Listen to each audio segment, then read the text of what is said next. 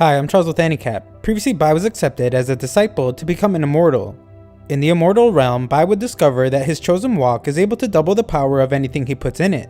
However, he loses some lifespan when he does.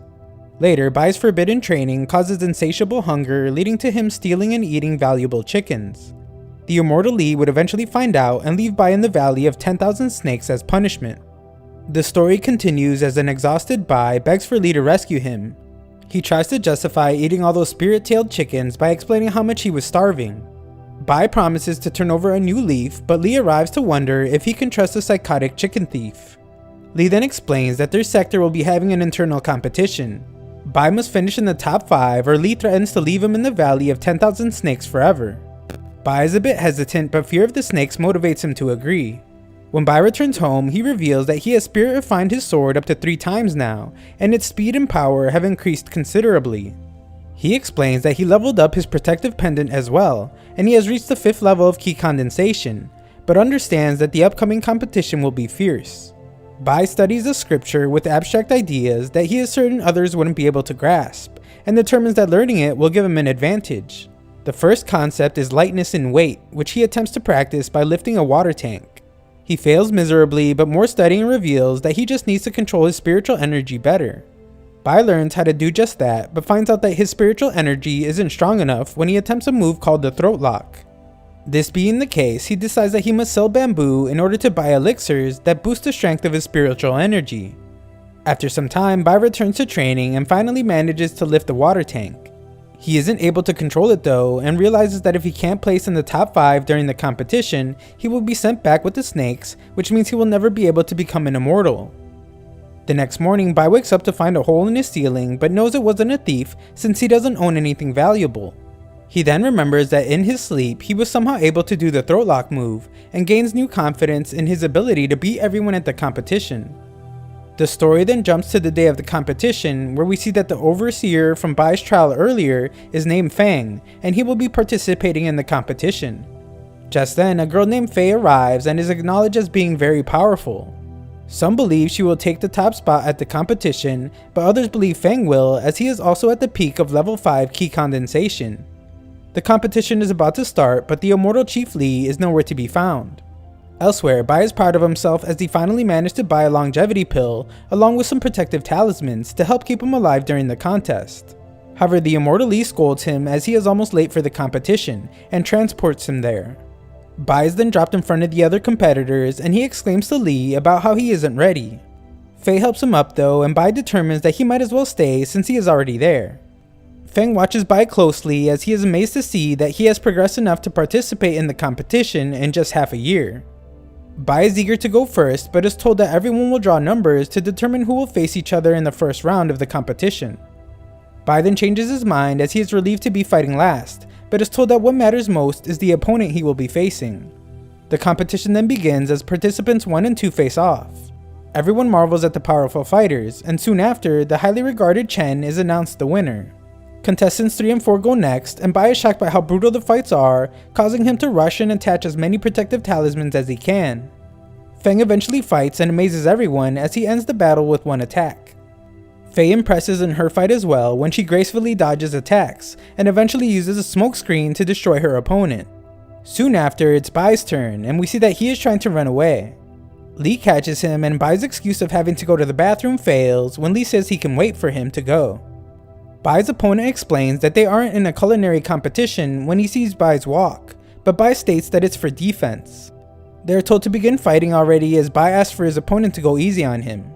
His opponent doesn't hold back though, and after Bai's walk is knocked from his hand, he is surprised to find his opponent unconscious. A quick memory then shows that it was actually his walk that did all the work, and Bai is announced the winner. The audience is appalled at how Bai won, and is told that he can't use any utensils during the competition moving forward. Everyone is then surprised by the number of items Bai has brought, and he is mocked by all, but Feng knows not to underestimate him. Winners of the first round must now select new numbers, and Bai realizes he only needs to get through the next round to finish in the top 5. He hopes to fight one of the weaker opponents as Feng is called next. Everyone pities whoever has to go up against Feng, and we see that it is Bai. Bai is so scared that he can't even bring himself to face Feng, but observers wonder if Bai has a secret attack he is preparing. Bai uses this opportunity to fake confidence, and it works as Feng becomes more cautious. Bai realizes that he won't be able to delay the fight much longer, but imagines how poorly a real fight will go for him. He predicts a sneak attack won't work either, and all other ideas end up with him being beaten badly. Feng soon realizes that Bai is just putting on an act and attacks him, but is shocked to see that Bai wants to beg for mercy. Everyone mocks him for being a coward as Bai shamelessly asks that Feng let him attack first. Feng can't handle the embarrassment and agrees to his request. Bai prepares his attack, but it becomes clear that he is just buying time. His arms and legs become numb as he moves slowly. The crowd urges Feng to just attack, but he refuses as he is a man of his word. The elder begins to admire Bai's ability to delay when he points out that 4 hours have passed, but Bai drops his sword soon after. Feng considers this a failed attack from Bai and begins the actual fight. Bai's requests to start the fight over go ignored, and Feng can only wonder about how many defensive talismans Bai has attached to himself as all his attacks are deflected. The chiefs believe Bai is only making a mockery of the competition, just as Bai runs out of talisman. Feng seizes the opportunity to finally strike Bai down, but is stopped as Bai's refined protective pendant defends him. Its defense is so powerful that it hurts Feng, but Feng explains that there is no item that can protect Bai from his next attack. Everyone is shocked to see Feng use the blood spirit technique, and Bai notices that Feng wields a sword that has been spirit refined twice. Bai refuses to die though and uses his own sword to stop Feng's attack. Li observes that Bai's sword has been spirit refined 3 times, and everyone is in disbelief as they have never seen a sword glow with such radiance. Their disbelief only grows as the almighty Feng is defeated, and Bai is announced the winner. Zhou is just as shocked as everyone to see a sword that has been spirit refined 3 times, but is more impressed with Bai's use of the lightness and weight technique. Bai has managed to amaze everyone, but we see that he just celebrates the fact that he managed to survive. Afterwards, more numbers are drawn and reveal that Fei will be fighting Chen, as Bai is left with no one to fight until the final round. Chen is confident that the winner of this match against Fei will go on to defeat Bai, and decides that they should hurry and get it over with. The battle is fierce though, as the two demonstrate their expertise in their fighting styles. Fei points out how Chen had originally wanted to end the fight quickly, but now seems to be holding back a bit. He notices that she is seemingly out of spiritual energy and decides to grant her the wish of ending the fight fast. Chen prepares his final attack, which Fei manages to avoid. Chen's attack continues, but Fei maneuvers well and eventually gains the upper hand. She is announced the winner, and observers admire how strong she is, but one chief believes that Bai is still the stronger of the two. Bai has already made it into the top 5 and has no reason to continue fighting, and offers to surrender to Fei when their fight begins. Fei points out how Bai only managed to reach the finals using items, and is now insulted to hear that he plans to just hand her the victory. Nighttime comes as their fight is about to begin, and Bai makes one last attempt at convincing her to let him forfeit as she is surely exhausted. She refuses though, and explains that she only needs one attack to end the fight. Fei unleashes her attack as Bai attempts to use the move he struggled to learn earlier, the throat lock. However, her attack was even more powerful than Fei realized, as Bai shockingly points out that her sword has broken his protective pendant and pierced his chest. Fei is mortified as Bai points out how ruthless she is. The chiefs wonder what happened as they clearly saw Bai attempt to make a move, and determine he must have just missed. Bai dramatically reveals his regret about leaving the village to train in immortality, as he may have been able to live a few more years. Bai's final words reveal his plans to finally reunite with his deceased parents, and a crowd rushes to his side. However, just then, Bai wakes up to explain that he was extra cautious and added 2 more layers of leather to his suit. Fei faints immediately after, and the elder determines that she can no longer fight. He formally declares that Bai is the winner of the entire competition, but the crowd is outraged at how it ended. Fei is upset as well and demands that they be allowed to fight again. Bai wants her to consider her own health and offers to let her have the victory again, but she continues to want them to have a fair fight. He is hesitant to agree, but she offers a sword and a first-grade soaring incense for winning. It is explained that she went through much hardship to acquire the incense, and it greatly helps one reach the 6th level of ki condensation. Bai is still hesitant to fight her though, so she challenges him to a competition on their knowledge of plants, since they are both apothecary apprentices. Bai accepts, so Li grows a spiritual plant that was created by grafting together many types of spiritual herbs. The one who can correctly identify the most herbs wins. Bai allows Fei to go first, and onlookers are shocked by his confidence. They think that Bai is a fool since Fei managed to finish in the top 10 in 5 of the monuments, but they are completely unaware that Bai is the legendary little turtle who placed first in all 10. Faye takes her time as she observes the plant and then points out how she is the most knowledgeable amongst all the disciples, but Bai's focus has him curious. Faye finishes quickly and reveals that she identified 8 plants. The elder is amazed to hear this as Lee explains that the grafted spiritual plant of his is close to perfection, and it is extremely difficult to identify all the plants. Faye then amazes everyone as she correctly lists her 8 plants. Bai confidently steps up though as it is his turn, and reveals that in addition to Faye's 8, he has identified an additional 67 spiritual plants. Faye mocks him for obviously planning to list all the plants he knows in the hopes that he will hopefully guess some correctly. However, this isn't the case at all as Bai shocks everyone with his very detailed answer. The elder is exceptionally astounded as Bai not only lists the plants, but also the grafts used to create them.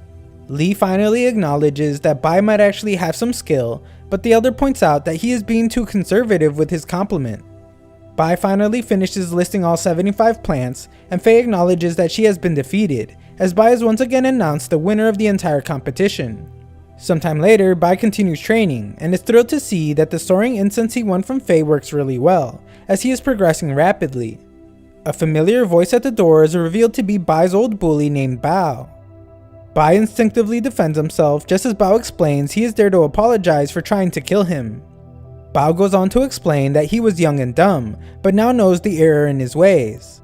He has only reached level 3 key condensation and poses no threat to Bai. Furthermore, he has heard of Bao's awe-inspiring reputation and has come to thank Bai for beating him so badly that it motivated him to improve rapidly. Bao would like for Bai to look out for him, but Bai isn't interested at all. Bao then explains that he has connections and warns that Bai should be skeptical of the people in the supervision department. Chen, the man Bai once pushed into the outer sector, has made Bai his target, and Chen's brother is actually Feng, who is part of the law enforcement hall. Bao offers to be Bai's right-hand man as competition in the immortal cultivation world is brutal, and having just one extra friend greatly increases one's chances of survival. That night, the new friends drink, and Bao is amazed when Bai tells him about all his adventures up to this point. Bao is confident Bai can reach the Foundation establishment realm quickly, but Bai isn't so sure. Bao then points out how getting to the Mortal Vein establishment realm is easier, and all one has to do is eat enough Foundation establishment pills. Bai has never heard about this before and is astounded when he hears that reaching this realm will extend his lifespan by 100 years. Bai wants to restore his lifespan badly, so Bao explains that they won't be able to buy the pills, and they must refine them themselves. Refining pills requires one to become an apothecary journeyman though, and we see that Bai's reputation grows after he joined a trial for apothecary journeyman. The story is that he had been late and was the last one to start his furnace, but he successfully managed to refine pills in all 10 furnaces. This was unprecedented, and his last refinement even created a mid-grade level pill. Sometime later, Bai finds that his exceptional reputation has caused a crowd looking for his help to form in front of his home. Chen watches nearby, furious to have been made a fool of by Bai, but his brother Feng tells him to calm down as he already has something planned. Bai then finishes helping everyone just as Mei arrives to compliment him on his good deed. She wants to make sure that if Bai ever travels far away, he will message her regularly, but their conversation is interrupted by Bai's right-hand man Bao. Bai is then confused when Bao warns that he must run away while he still can, as there is a chance he might be able to escape. He is wrong though, since when they get outside, they are met by law enforcement, who explains that Bai must come with them to the law enforcement hall. Thanks for watching part 3, 4,000 likes and I'll know you want a part 4.